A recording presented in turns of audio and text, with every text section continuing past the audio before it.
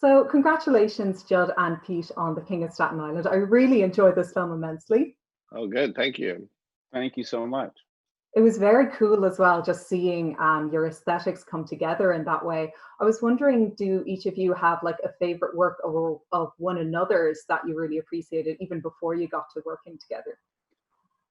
My favorite movie of Judd's is The Cable Guy. I think it's one of the funniest movies of all time, and I like couldn't believe I get to work with the guy who made The Cable Guy. It's so insane. Well, Pete made a great movie right before this movie called Big Time Adolescence, which is on Hulu. I don't know where it streams near you. Is Hulu International?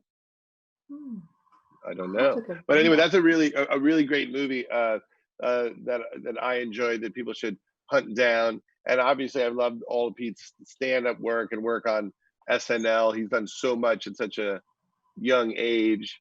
And I really like how honest he is and how dark his comedy is. Brilliant.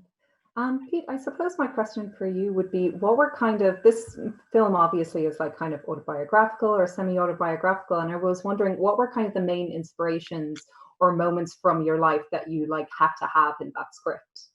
I think all the issues that Scott had to deal with in the film are very similar to the ones that I have to deal with in real life. And I just always wanted to share that because I feel like a lot of people may feel the way I feel and might not know how to deal with it. And I think when you see someone, not that people admire me, or someone that you could see go through what you're going through, it lets you know that you're not alone. And I just wanted to let people know that they aren't alone, and that there are struggles out there, and it's okay to struggle. Sure. So it was more kind of the themes of your life, I suppose, than like specific events was what you were hoping to explore? Yes. No. And Judd, I had a question for you as well. I was really curious about what was it that really inspired you to direct this project? Because I've noticed that you have stepped back a little bit from feature film directing, only doing a film maybe every few years. Your focus seems to be more now, a bit more so on like TV and producing and writing. For the last few years, I made a lot of documentaries. Mm-hmm. I did one about the band, the Avett Brothers, and about the comedian Gary Shandling.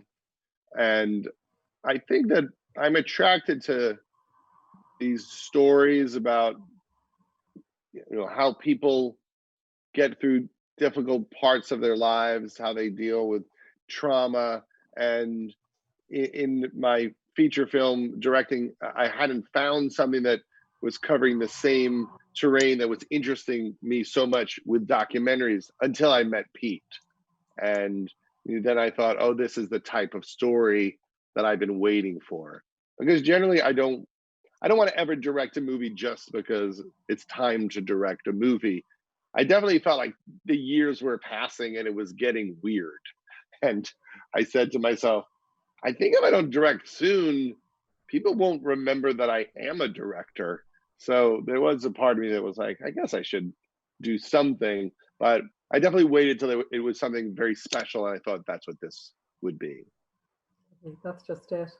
Obviously, you guys both work heavily in improv, and I was wondering how heavily did improvisation feature in the movie? Like, are there hours of improvised tape in a corner somewhere? Yes, there were so many improvisations, and we did it in the auditions. I always try to, have the lead read with a lot of people, because it's a way to get familiar with all the scenes very deeply by doing them with a lot of different people. And then we did normal rehearsals once everyone was hired, and then we do revisions based on what happens, because we do want to explore it. And then when you have someone like Bill Burr, he really brings so much as a writing mind to those moments. He says things that me and Pete and Dave, our co-writer, would never think of in a million years, and that was essential.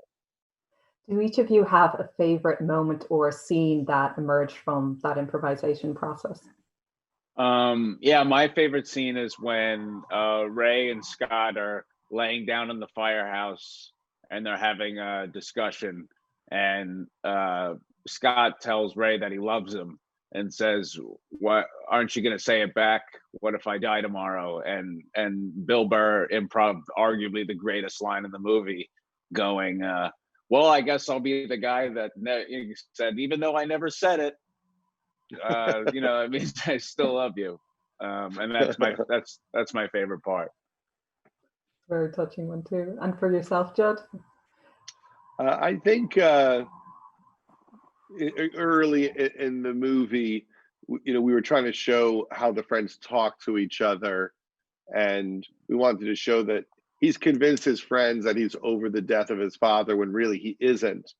And Ricky Velez, who's one of Pete's best friends, plays his best friend in the movie, and he says, yeah, he doesn't mind when we joke about it.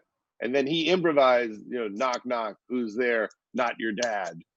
And it was such a shocking joke. Everyone in the scene, they went with it, but was rocked by it because it was just so wrong. But the kind of joke your close friend would make after talking about this type of thing with you for many years. And that was an important joke in the film.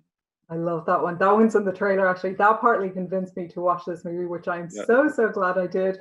Unfortunately, that's all the time I have left to talk to you guys, but congratulations on the film. Thank you. Thank you so much. Very well done.